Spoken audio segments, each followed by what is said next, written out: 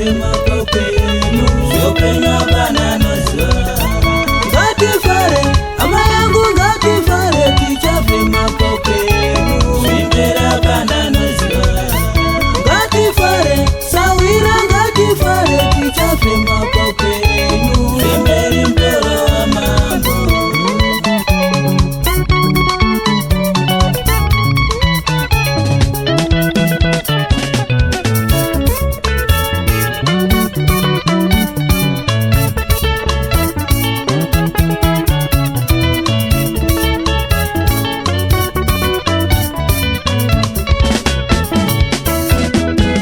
Takufara iwe uri mupenyu, unofunga kuti uchazofara wafa here. Takufara nemudiwa wako, unofunga wega uchazvipara rudo here. Takufara nehama yako, funge ukama ugezwise tsvina. Takufara nasawira wako, inga munamo anokuyamura. Ngatifare tose tose, ngatifare tichafema paupenyu, zvirimberi mpero wamambo.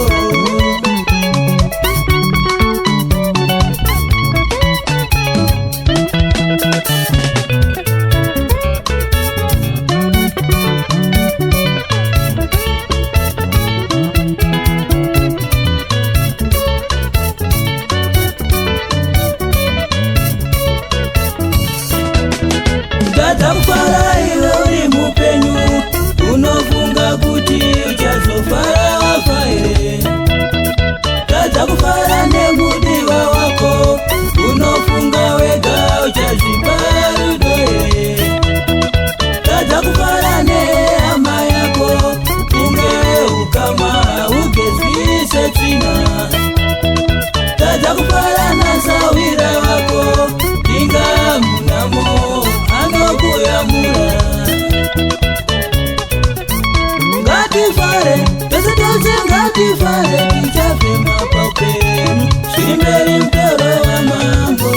Ngatifare tose tose, ngatifare tichafema paupenyu, zvirimberi mpero wamambo.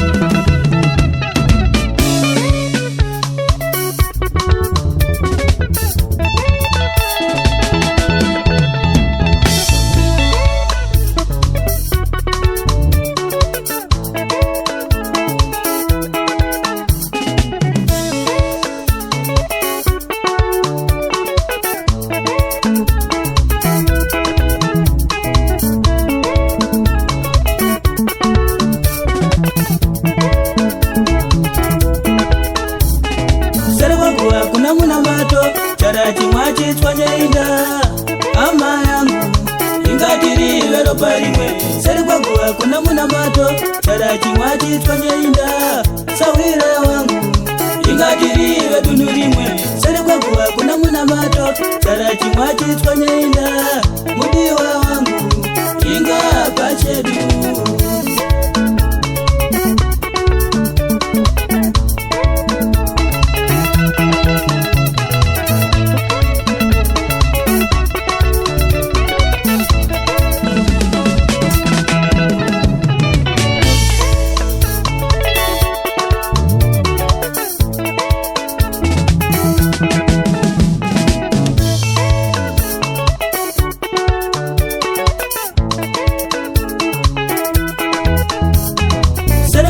Kuna muna mato chara chimwa chitswanyainda, hama yangu ingatirive ropa rimwe. Seri kwaguwa kuna muna mato chara chimwa chitswanyainda, sawira wangu ingatirive dunhu rimwe. Seri kwaguwa kuna muna mato chara chimwa chitswanyainda, mudiwa wangu inga pachedu.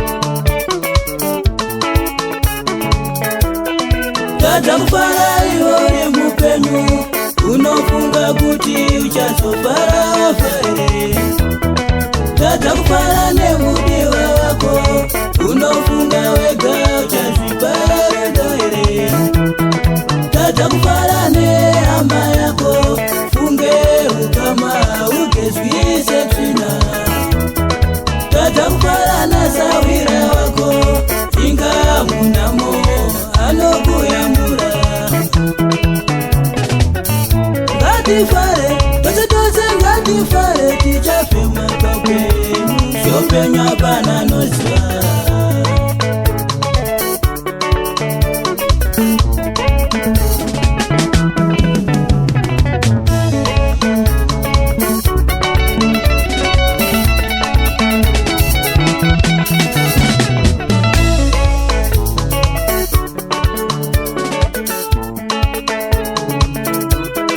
tadza kufara iwe mupenyu unofunga kuti uchazofara fare tadza kufara